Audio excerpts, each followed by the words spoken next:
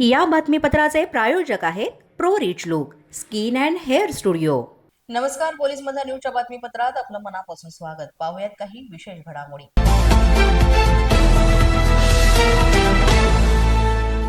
मालाडमध्ये एक धक्कादायक प्रकार समोर आलेला आहे. एका फळ विक्रेत्यानं फळांवर उंदीर मारण्याचं रेटॉल सारखं औषध लावत असल्याचा एक व्हिडिओ जो आहे तो सोशल मीडियावर मोठ्या प्रमाणात व्हायरल होतोय. तज्ज्ञांच्या मते काही व्यापारी फळं लवकर पिकवण्यासाठी किंवा मग त्याला कीड लागू नये किंवा उंदीर खाऊ नयेत म्हणून अशा रसायनांचा वापर करतात.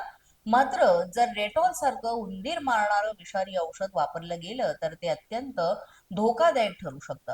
अशा रसायनांचे शरीरात जे आहे ते गेल्यानंतर दुष्परिणाम जाणवतात. अन्न विषबाधा, उलट्या, चक्कर तसंच गंभीर आरोग्य समस्या सुद्धा निर्माण होऊ शकतात असं तज्ज्ञांनी म्हटलंय.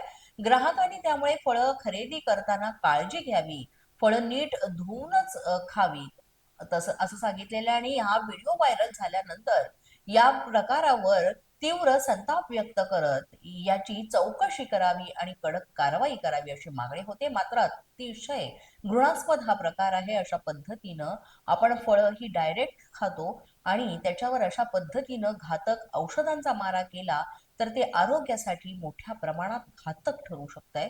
हे सिद्ध झाल्यानंतर सुद्धा व्यापारी अशा पद्धतीनं हे प्रकार करतायत, त्यामुळे याबाबत तीव्र नाराजी व्यक्त केली जाते.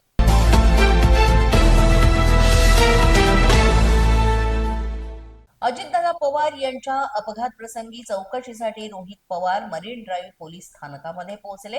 एफआयआर दाखल करण्यासाठी ते तिथे गेले. मात्र पोलीस ठाण्यामध्ये गेल्यानंतर तिथे पोलिसांबरोबर वाद झाला, बाचाबाची झाली. पोलिसांनी इथं आम्ही तक्रार दाखल करू शकत नाही असं सांगितलं. त्यानंतर बराच वेळ या मुद्द्यावर वाद झाले. मात्र पोलीस स्थानकामध्ये गुन्हा दाखल करण्यास नकार दिल्यानंतर आता रोहित पवार यांनी पत्रकारांशी सुद्धा संवाद साधला आणि तेव्हा बोलताना त्यांनी सांगितलं की उद्या सकाळी बारामतीला जाऊन ग्रामीण पोलीस स्थानकामध्ये याबाबत एफआयआर दाखल करणार आहोत आणि त्यानंतर तिथे कशा पद्धतीने सहकार्य मिळतंय हे उद्याच कळेल असं त्यांनी सांगितलं.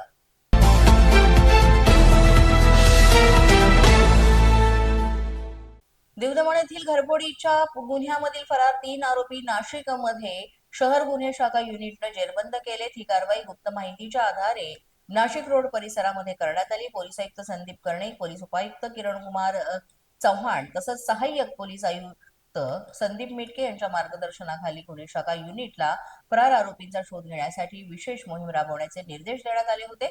चौकशी दरम्यान त्यांनी घरफोडीचा गुन्हा केल्याची कबुली दिली. या अनुषंगाने 7 फेब्रुवारी रोजी आणि दमण या पोलिसांमध्ये इथे नोंद केलेल्या घरफोडीचा गुन्हा जो आहे तो उघडकीस आला.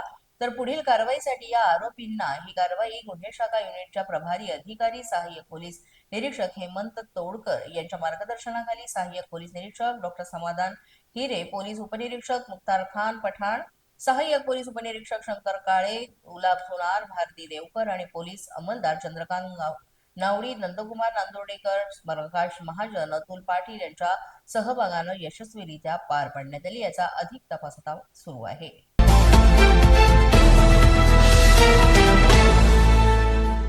पोलीस मझा न्यूजच्या बातमीपत्रात वेळ झाली एका छोट्याशा विश्रांतीची. पाहत रहा पोलीस मझा न्यूज. या बातमीपत्राचे प्रायोजक आहेत pro rich look skin and hair studio.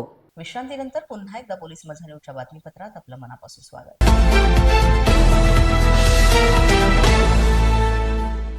नाशिकमध्ये दहशत पसरवणाऱ्या इराणी टोळीला पोलिसांनी कारवाई करून चांगलाच धडा शिकवलेला आहे. रस्त्यावर चोरी करून खोट्या बतावण्या देऊन नागरिकांना फसवणाऱ्या या टोळीतील 2 आरोपींना अंबड पोलिसांनी ताब्यात घेतलंय. पोलिसांच्या तपासात निष्पन्न झालंय की ही टोळी ज्येष्ठ नागरिक, स्त्रिया, मुलं यांना फसवून मंगळसूत्र, चैन किंवा मग सोन्याचे दागिने जे आहे ते चोरत होती. या टोळीनं 2 वर्षांपासून मालेगाव आणि नाशिक परिसरात दहशत पसरवली होती. या कारवाईमध्ये दोघांना बेड्या ठोकण्यात आल्या. ते 4 आरोपी अजूनही फरार आहे. त्यात 58 गुन्ह्यांची उकल झाली असून त्यामध्ये नाशिक शहरातील 41 घटना आहेत तर 19 घटनांमध्ये 30 लाखांचा मुद्देमाल पोलिसांनी जप्त केलेला आहे.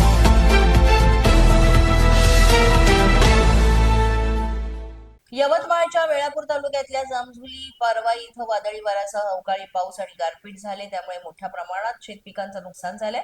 गहू, हरभरा, ज्वारीच्या पिकांसह मोठ्या प्रमाणात इथे शेतकऱ्यांना नुकसान सहन करावं लागलंय, तर भाजीपाल्याचंही मोठं नुकसान झालंय. सरकारनं नुकसानग्रस्त शेतपिकांची तत्काळ पाहणी करून मदत करावी अशी मागणी शेतकऱ्यांनी केलेली आहे.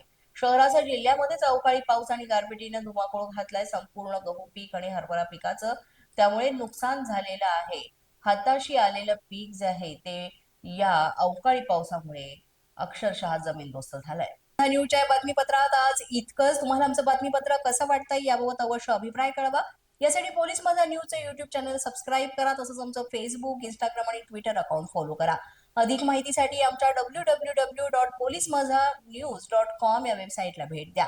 आमचे अधिकृत प्रतिनिधी व्हायचं असेल तर स्क्रीनवर दिलेल्या क्रमांकांवर आजच संपर्क